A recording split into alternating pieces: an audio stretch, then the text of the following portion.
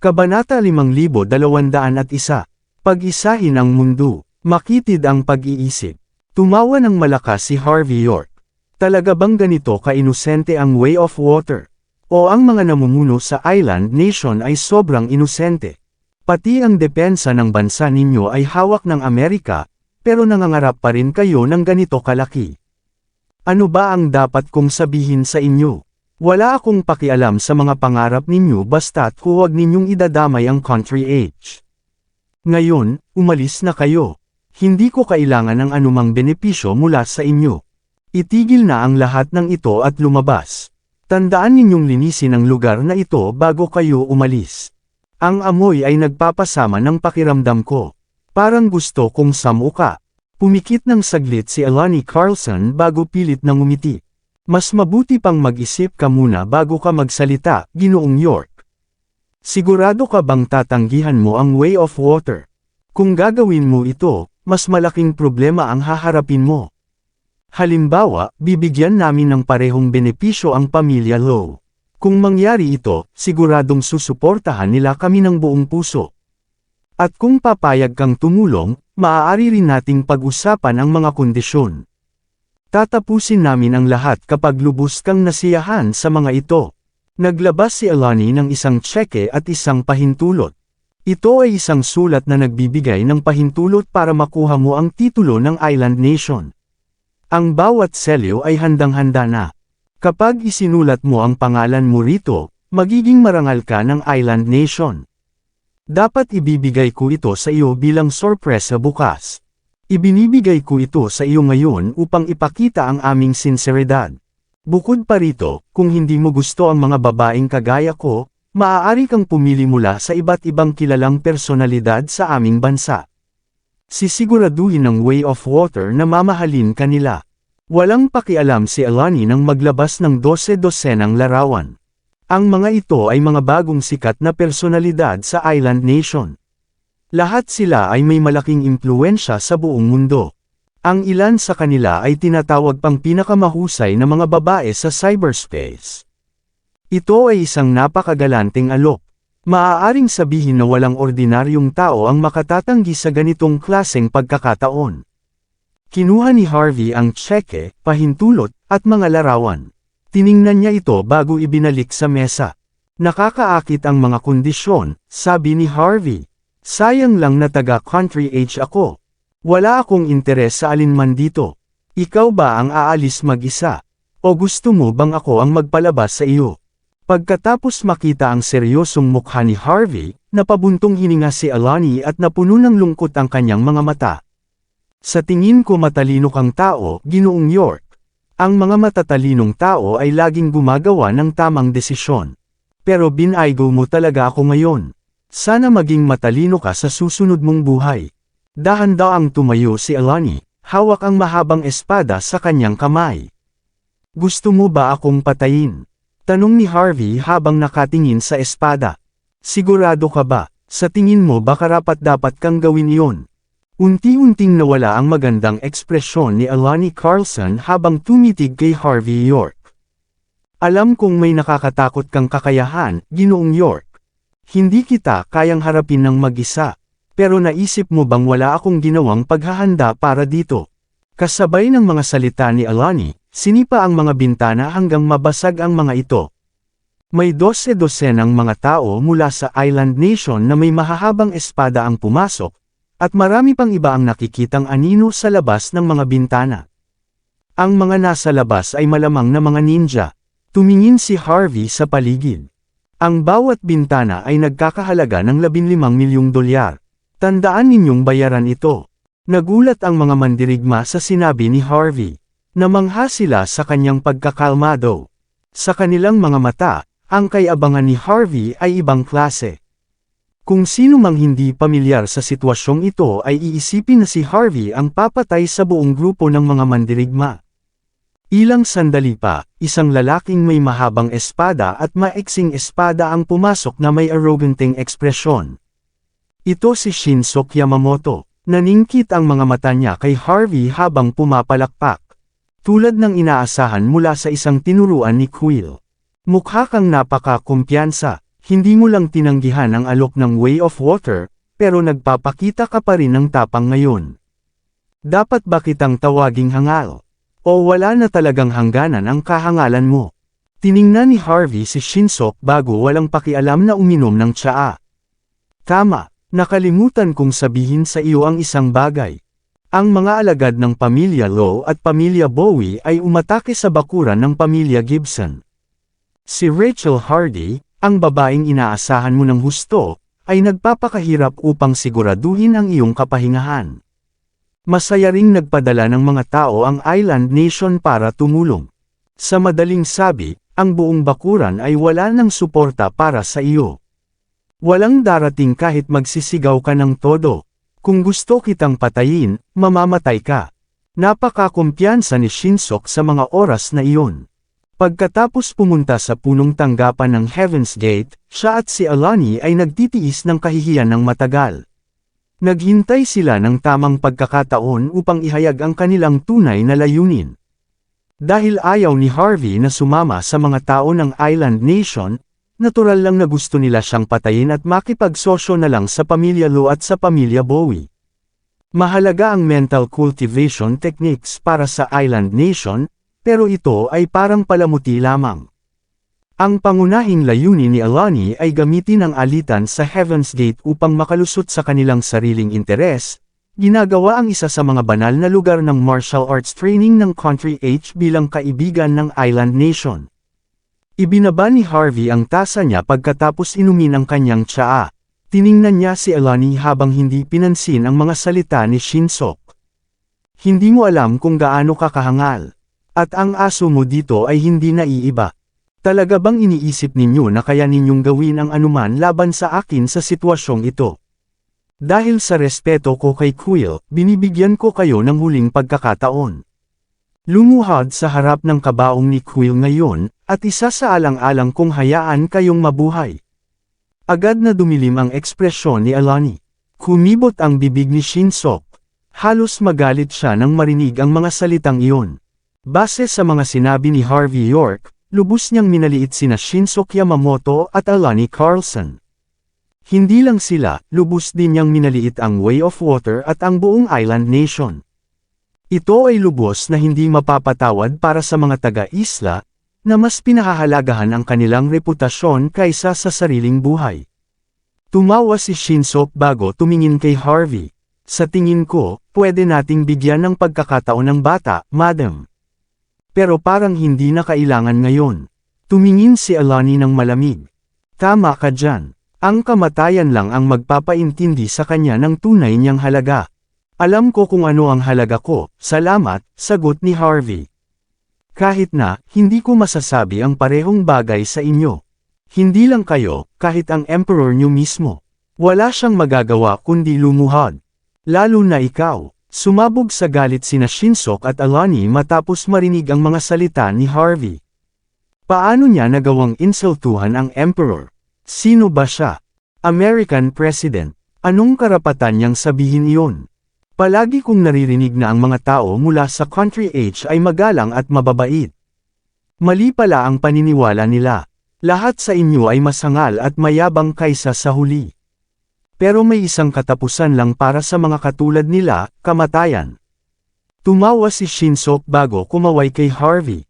Go! Agad na sumugod ang isang dosenang swordsman na may hawak na mahabang espada. Ang magagandang espada ay kumikislap sa liwanag. Para sa mga taga-isla, isang karangalan ang lumaban gamit ang sandata ng kanilang mga ninuno. Nanatili si Alani sa kanyang pwesto habang malamig na nakatingin kay Harvey. Hindi siya tubong isla, pero wala siyang pakialam na bigyan si Harvey ng huling dagok para lamang madagdagan ang kanyang tagumpay. Mabilis na lumapit ang mga swordsman kay Harvey bago nagbago ng posisyon at hinampas ang kanilang mga espada sa kanya. Ang mga atake ay mabilis, malamig, at sobrang brutal. Pumikit si Harvey sa mga espadang nakaturo sa kanya bago tumawa. Abito way. Mukhang hindi pa tumitigil ang Island Country sa pagnanasa sa kamatayan ng Country H, ha? Isa sa Royal Pillars at 6 Martial Arts Schools ay narito rin para lang sa Golden Sands. Kawili-wili. Humakbang si Harvey pasulong bago biglang nawala sa gitna ng hampas ng mga espada. Klang! Agad na tumigil ang mahabang espada ng nangungunang swordsman. Casual na kinuha ni Harvey ang maikling espada mula sa nangungunang swordsman bago ito casual na iwi na siwas. Klang! Klang! Klang! Sunod-sunod ang mga tunog habang isa-isang nabitawan ng mga swordsman ang kanilang mga espada dahil nanlamig ang kanilang mga kamay. Ang mga mas mahihina ay pilit na tiniis ang sakit habang pumutok ang kanilang mga kamay. Ipinakita ng iba pang swordsman ang puro galit sa kanilang mga mukha. Hindi nila inaasahan na talunin sila ni Harvey. Habang hindi pinapansin ng mga swordsman na nawala ng lakas para lumaban, kumaway si Harvey gamit ang espada bago ito nagkadurog-durog at tumalsik pataas sa kisame. Sumirit ang dugo. Ang ilang mga ninja na tangkang sumalakay kay Harvey York ay hindi makakababa mula sa kisame. Agad umatras ang natitirang mga ninja, nagpaplanong humanap ng ibang pagkakataon. Sa isang iglap, nagawa ni Harvey na patumbahin ang isang dosenang eksperto sa Abituway, kasama ang ilang ninja. Nagpakita ng matinding reaksyon sina Shinsuke Yamamoto at Alani Carlson matapos makita ang tagpong iyon. Akala nila ay naging maingat na sila kay Harvey. Dinala pa nila ang ilan sa kanilang mga tao mula sa Golden Sands. Gayunpaman, walang silbi ang kanilang tangkang pagpatay. Sampal. Casual na sinampal ni Harvey ang dalawang ninja na tangkang sumalakay sa kanya bago nagsikap na pumalakpak ang kanyang mga kamay. Sabi ko na, hindi kayo sapat, sabi ni Harvey habang nakatingin kina Shinsuke at Alani. Ngayon, luluhod ba kayong dalawa o hindi? Nagbago na ang mga kondisyon. Kailangan niyong baliin ang parehong braso niyo muna. Ikaw, galit na galit si Alani. Hindi pa siya nakakita ng lalaking sobrang mayabang sa buong buhay niya. Huminga ng malalim si Shinsuke. Huwag kang mag-isip na talagang kahanga-hanga ka lang dahil natalo mo ang ilang eksperto, bata ka. Ayokong labanan ka dahil gusto kong buo ang katawan mo. Hindi ko inasahan na hindi mo alam ang tunay mong lakas. Kung ganoon, titigil na ako sa pagpapanggap ngayon. Malapit na akong maging God of War. Sisiguraduhin kong turuan ka ng hindi mo malilimutang leksyon. Humakbang si Shinsuke pasulong habang ang kanyang aura ay pumutok sa napakalakas na antas. Halos maging God of War na siya. Ang kanyang lakas ay higit pa sa isang ordinaryong Weapon King. Kung mabibigyan ng pagkakataon, maaari siyang mag-level up pa. Siyempre, marami ang hindi makakagawa nito sa buong buhay nila. Mapuputol ka sa pira-piraso ngayon, Harvey. Itinuro ni Shinsuke ang espada sa gilid habang ang kanyang aura ay muling tumindi. Para siyang mata ng isang buhawi ngayon. Patuloy na naglalaglagan ang kanyang mga damit. Ganito ang itsura ng isang tunay na eksperto. Samsara Slash. Humakbang si Shinsuke pasulong bago hinampas ang kanyang espada diretso sa ulo ni Harvey. Narinig ang nakamamatay na alingaw sa espada na parang tinatawag ang impyerno. O Diyos ko, ito ang ipinagbabawal na teknik ng Abituway. Hindi ko inaasahan na nagawa na ito ni Ginoong Shinsuke. Ayon sa alamat, bukod sa Grandmaster ng Abituway, 5 tao lang ang marunong gumamit nito. Patay na ang taong ito. Napabuntong hininga ang mga taga-isla nang may matinding reaksyon nang makita si Harvey. Hindi nila makayanan ang tanawin. Alam nila na tapos na si Harvey. Tiiyak na mahahati siya sa dalawa bago siya mamamatay na sumisigaw sa sakit. Kahit si Alani ay nagsimulang maawa kay Harvey. Sa totoo lang, isa lang siyang gamit ng Way of Water. Pero may malaking respeto pa rin siya kay Harvey. Naniniwala siyang masaya itong makasama. Sayang at mahahati siya sa dalawa matapos siyang tanggihan. Naisip pa niyang dalawin ang kanyang libingan sa parehong araw sa susunod na taon. Maraming salamat sa lahat ng sumusubaybay. Please subscribe and follow my YouTube and Facebook channel, Filipino Novel. Maraming salamat po. Kabanata 5205. Klang. Noong akala ng lahat na patay na talaga si Harvey York, casual siyang tumapak sa lupa, at isang mahabang espada ang lumipad papunta sa kanyang kamay. Pagkatapos, inilagay niya ang espada sa harap, at perpektong hinarangan ang nakamamatay na atake ni Shinsoke Yamamoto. Mamatay. Napatigil si Shinsoke habang nakakangilo. Agad niyang iniikot ang katawan at muling pinalo ang espada. Bam! Iwinasiwas ni Harvey ang likod ng kanyang espada diretso sa mukha ni Shinsoke. Sumigaw ito sa sakit habang sumama ang dugo at ilang ngipin mula sa kanyang bibig. Bam! Bam! Bam! Nagpatuloy si Harvey sa pag-atake gamit ang espada. Bawat hampas ay parang sampal sa mukha ni Shinsoke. Bam! Bam! Bam! Wala siyang nagawa kundi tiisin ang bawat hampas. Hindi niya magawang ipagtanggol ang sarili sa mga sandaling iyon. Wala siyang ibang naipakita kundi hindi makapaniwala sa nangyayari. Isa siyang bihasang martial artist, ang punong tagapamahala ng Way of Water, at tagapagmana ng Abito Way. Sinanay siya sa pinakabantog na martial art sa Island Nation, gamit ang pinakamahusay na elixir na gawa ng bansa. Hindi lang niya iniisip na isa siyang eksperto, alam niyang walang ordinaryong tao ang maaaring lumaban sa kanya. Kahit ganoon, hindi niya inasahan na kaya siyang pabagsakin ni Harvey na parang patay na aso nang hindi man lang nakakadepensa. Kung ganoon ka kahusay, bakit mo ako sinugod ng pataksil? Nakakuyom ang ngipin ni Shinsoke. Sinugod kita ng pataksil. Tumigil si Harvey bago casual na itinapon ang espada sa lupa. Handa ka na ba ngayon? Galit na galit si Shinsoke bago muling umatake, umaasang mababawi ang laban. Pero bago tumama ang kanyang atake, huminga si Harvey at iwinasiwas ang likod ng kanyang palad. Sampal. Agad na nasira ang atake ni Shinsoke. Sumirit ang dugo mula sa kanyang bibig bago siya napaatras. Pasensya na, mukhang nagulat ka na naman, di ba? Mukhang nagkasala si Harvey.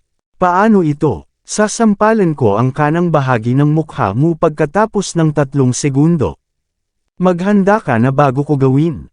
Nanginginig si Shinsoke dahil sa sobrang galit.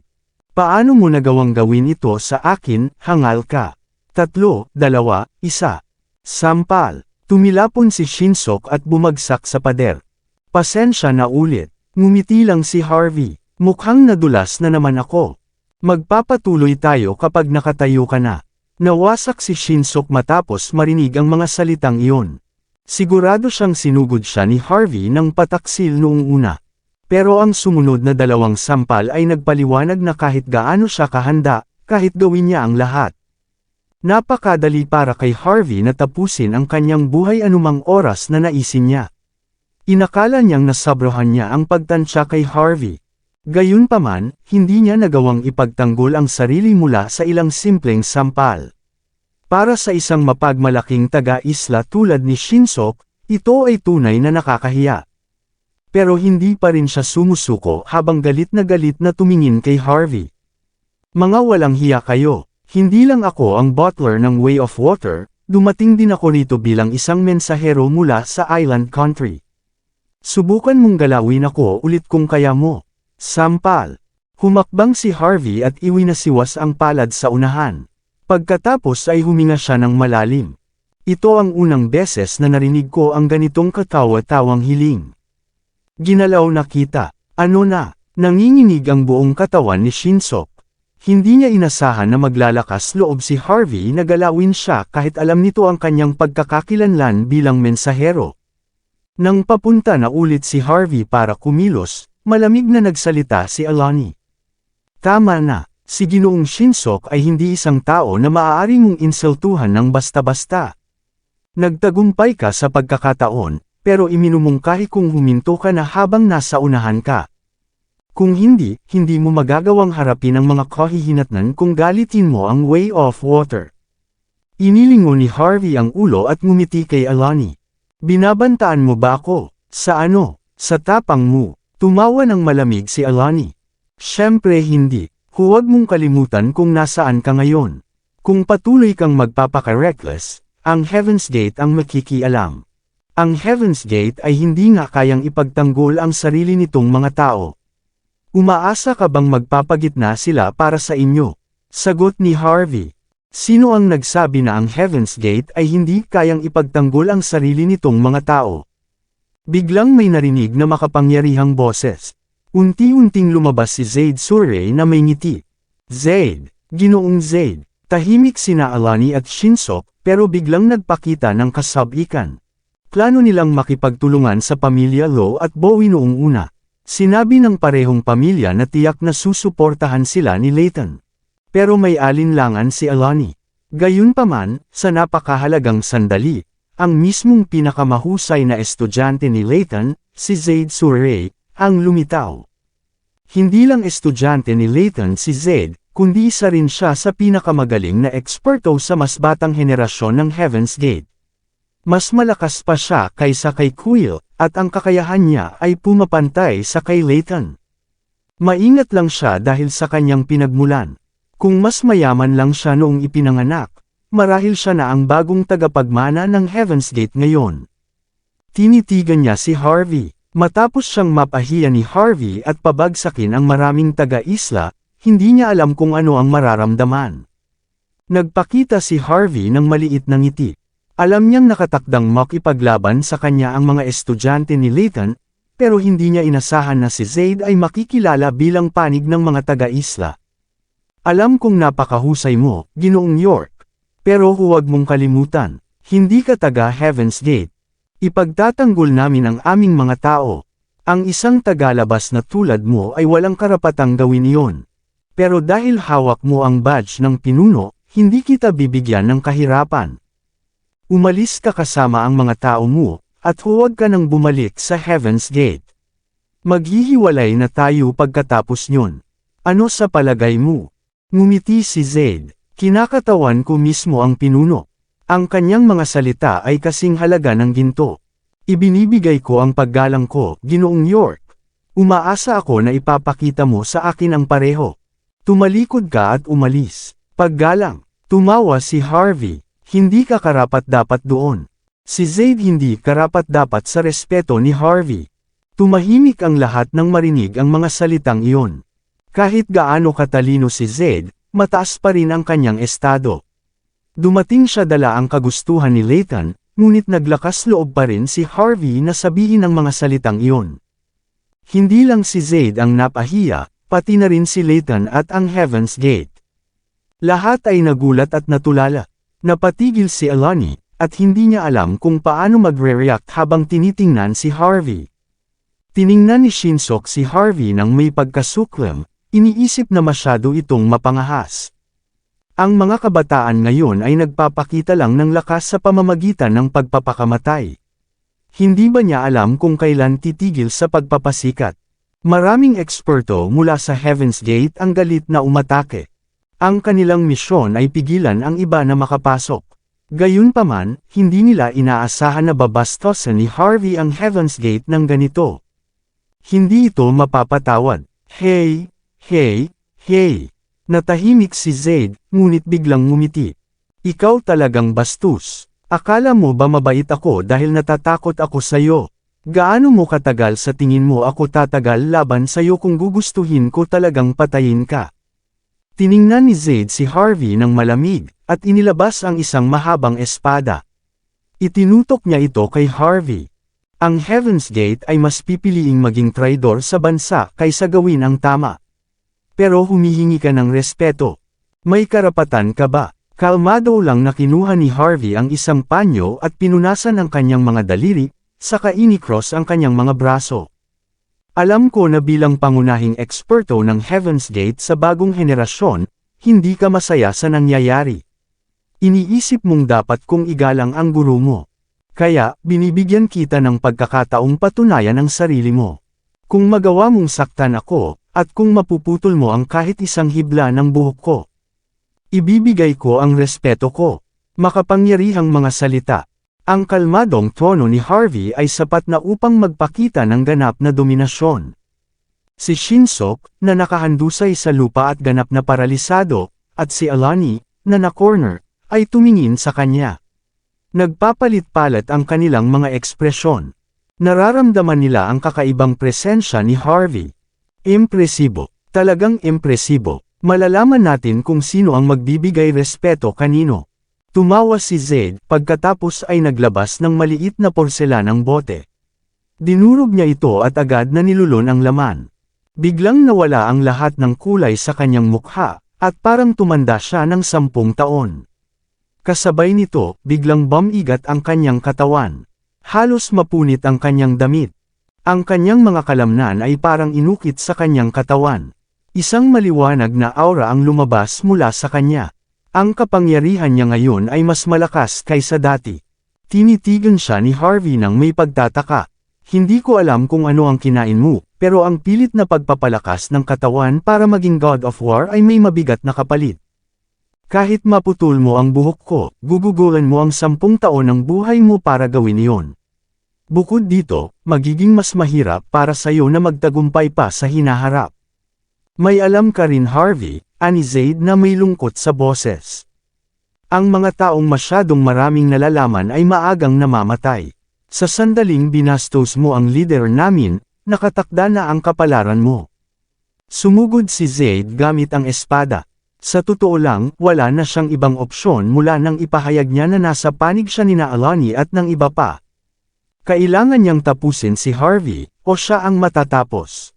Kapag kumalat ang balita tungkol sa pagiging traidor ng Heaven's Gate, ang 4 na haligi ang magbibigay sa kanila ng isang leksyon na hindi nila malilimutan. Ngayong naipaliwanag na niya ang kanyang sarili kay Harvey, nais lang ni Zaid na maging kampante si Harvey, saka siya papatayin. Nang makita ni Alani ang aksyon ni Zaid, kumurap ang mga mata niya. Agad siyang nagpadala ng mensahe gamit ang kanyang cellphone. Sa sandaling iyon, nasa harapan na ni Harvey si Zaid. Inundayan niya ng mabilis na atake ang ulo ni Harvey. Pinindot ni Harvey ang mga daliri niya, matagumpay na napigilan ang mabilis na pag-atake ni Zaid. Klang! Nayanig ang katawan ni Zaid, at napaatras siya ng kusa. Tinaas ni Harvey ang kamay niya at tiningnan ang mga daliri. Kawili-wili. Kung kaya ninyong makuha ang ganitong klase ng lakas, maaaring makahanap ang Heaven's Gate ng paraan para makapagpalaki ng God of War sa mga susunod na henerasyon. Hindi na nila kakailanganin pang gumamit ng droga para maging God of War, katulad ng guro mo. Tumahimik si Zaid, pagkatapos ay kumunat ang noo. Paano mo nalaman iyon? Simple. Ang bawat God of War ay may perpektong martial arts. Mas pinili ng guro mo na talikuran ang integridad para sa isang teknika.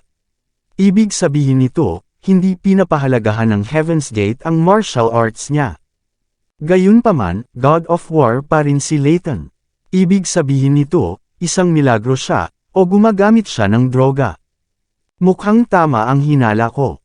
Hindi lang siya gumagamit ng droga, kundi marami rin siyang kinonsumo. Tinatawag mong sagradong lugar ng martial arts training ito. Mukhang droga na rin ang dahilan ng tagumpay dito. Hindi mahalaga kung paano siya naging God of War, siya pa rin ang God of War. Sigaw ni Zaid. Hindi kailanman maiintindihan ng isang tulad mo kung ano ang ginagawa namin. Ang paglaban sa kanya ay paglaban sa Heaven's Gate. Nakatakda kang mamatay ngayon. Muling lumapit si Zaid kay Harvey at inundayan siya ng espada. Klang, klang, klang. Kalmado lang si Harvey sa kabila ng mabigat na pag-atake, hindi siya umiwas o lumaban. Pinangangalagaan niya ang bawat pag-atake gamit lang ang kanyang mga daliri, habang si Zaid ay gumagamit ng espada. Nang makapagsagawa si Zaid ng maraming laslas, muling pinindot ni Harvey ang kanyang daliri pasulong. Klang! Sumabog muli ang aura ni Zaid, at mas naging malakas ang kanyang atake. Habang nagsasalpukan, naguluhan si Harvey. Naghiwalay ang dalawa agad matapos magbanggaan. Napaatras si Zaid, nag-iwan ng malalalim na bakas ng paa sa bawat hakbang. Ang lakas niya ay mabilis na nawala. Inikat ni Harvey ang kanyang katawan bago tuluyang umatras ng isang hakbang. Nakita niyang medyo pumuti ang kanyang gitnang daliri at namangha siya. Anong gamot ang iniinom mo? Hindi lang lumakas ang lakas mo sa antas ng Diyos ng digmaan. Ang lakas ng iyong kalamnan ay halos perpekto na rin. Pero dapat mong malaman na mapupunta ka sa isang napakasamang kalagayan kapag nawala na ang epekto ng gamot. Malamang na masasayang ang 20 taon ng buhay mo dahil dito. Sulit ba ito? Sulit bang isakripisyo ang buhay mo para sa mga taga-islang ito? Hindi mo ba naiintindihan? Hindi papayagan ng Heaven's Gate ang kahihiyan, sabi ni Zaid na malamig ang tono. Kapag patuloy mong tinatanggihan ang aming alok at nilalapastangan kami, tiyak na mapapahamak ka. Bilang isang nakatatanda ng Heaven's Gate, sino pa ang tatapos sa iyo kung hindi ako? Sapat na ang mga walang kwentang salita. Sa huli, lahat naman ay nagtatrabaho para sa sariling interes ngayon, sabi ni Harvey. Kung hindi nangangako si Layton na ibibigay sa iyo ang teknik kapag nakuha na niya ito, o ibibigay niya sa iyo ang formula para maging Diyos ng digmaan. Kung hindi yun ang kaso, hindi ka naririto na inilalagay sa panganib ang iyong buhay. Kaya, gaano ka kasigurado sa tagumpay? Hindi mo naiintindihan, Harvey. Ang pagkakataong ito ay sapat na upang magtagumpay ako, sigaw ni Zaid. Bukod dito, magkakaroon ako ng malaking pagkakataon na maging Diyos ng digmaan kapag nagtagumpay ako. Para sa sagradong lugar ng pagsasanay sa martial arts, ang sinuman na hindi Diyos ng digmaan ay magiging isang langgam lamang. Paano ako hanggat sa kapangyarihan kung hindi ako magiging Diyos ng digmaan? Kailangan ko bang maglingkod sa iba habang buhay? Ang iyong kamatayan ang magiging pinakamalaking hagdan ko. Tumawa si Zaid ng malamig at muling sumugod. Ibinigay niya ang lahat at namula ang kanyang mga mata. Bago pa siya makalapit kay Harvey, inihampas na ang kanyang espada. Hindi ka sapat. Huminga ng malalim si Harvey, pagkatapos ay sumulong at tumira ng suntok. Bam! Nagbanggaan ang dalawang atake. Nagsuka ng dugo si Zaid at napaatras. Umatras din ng isang hakbang si Harvey. Sobrang nagulat sina Alani at ang iba pa. Laking gulat ni Shinsok nang makita si Harvey. Ang lakas ni Zaid ay maihahambing sa Diyos ng digmaan. Gayunpaman, nagawa ni Harvey na magpaubo ng dugo sa kanya. Anong klaseng kapangyarihan mayroon si Harvey? Ang mga eksperto ng Heaven's Gate ay labis na nagulat, at nanlambot ang kanilang mga tuhod. Akala nila ay guni-guni lang nila ang nangyayari. Paano magkakaroon ng isang tao na napakahusay na kayang patobon ang isang Diyos ng digmaan? Hindi gaanong nagulat si Zaid kumpara sa iba. Alam niyang may kamangha-manghang kakayahan si Harvey na hamunin ang Heaven's Gate. Sumirit ang dugo niya sa espada. Pagkatapos, sumulong siya at muling umatake. Kabanata 5210. Nagkunot ang noo ni Harvey, naramdaman niyang may mali. Nagdesisyon siyang huwag nang gumamit ng kanyang mga kamay. Sa halip, tinadyakan niya ang mahabang espada at itinuro ito pasulong. Klang! Isang amoy ng nabubulok na bagay ang sumingaw, parang may nabubulok na bagay. Naningkit ang mata ni Harvey sandali, at muling nagkunot ang kanyang noo. Naiintindihan ko na, hindi lang nadagdagan ang lakas mo sa pamamagitan ng gamot, kundi puno rin ng lason ang iyong dugo. Ito ang dahilan kung bakit naging Diyos ng digmaan ka sa ganitong kabilis na panahon. Para sa isang taong regular na gumagamit ng gamot, parang normal ka na lang. Pero para sa aming mga hindi pa kailanman gumamit ng ganitong droga, parang lason na ito. Malamang, magiging pilay ka na habang buhay kahit hindi ka mamatay dito, di ba? Tumawa si Zaid nang hindi sumasagot, at naging mas mabilis ang kanyang mga atake, parang handa na niyang patumbahin si Harvey kasama siya. Hindi nais ni Harvey na madungisan ng dugo ni Zaid. Hindi dahil natatakot siya, kundi dahil naaasiwa siya. Basta't hinampas ni Harvey ang mahabang espada, ang mga simpleng galaw niya ay sapat na upang ipagtanggol ang bawat atake ni Zaid. Nagsimulang manghina si Zaid, at hindi na kasing lakas ng dati ang mga atake. Malamang ay nauubos na ang gamot sa katawan niya. Mga 10 galaw pa at matatalo ka na, Zaid, sabi ni Harvey ng kalmado. Sa gamot ka lang naging Diyos ng digmaan, pero hindi mo kayang talunin ako. Ganon ka ba kabangis? Tumahimik si Zaid, at tumaas ang galit niya pagkatapos marinig ang mga salita ni Harvey. Huwag kang tumakbo kung matapang ka. Sigaw niya, na tinitilian si Harvey. Totoo bang lalaki ka kung ang kaya mo lang ay iwasan ang mga atake ko? Oo na, tapos na akong makipaglaro sa iyo. Ngumiti si Harvey. Inihagis niya ang espada, tapos itinaas ang kamay. Maniniwala ka ba kung sabihin kong kaya kitang palipadin ng isang sampal lamang? Punyeta, Tumawa si Zaid ng malakas, iniisip na nakuha niya ang pansin ni Harvey. Pumalanding siya pasulong. Sa mata niya, parang naghahanap ng kamatayan si Harvey nang itapon ang tanging armas niya. Ngunit mas mabilis si Harvey. Ang bilis ay hindi masukat. Habang ang atake ni Zaid ay nasa kalagitnaan, dumating si Harvey sa harap niya at tinamaan siya ng likod ng palad. Sampal. Isang malakas na tunog ng sampal ang narinig, at nawala ng malay si Zaid dahil sa matinding sakit. Pagkatapos ay itinapon siya at tumama sa kahoy na pader.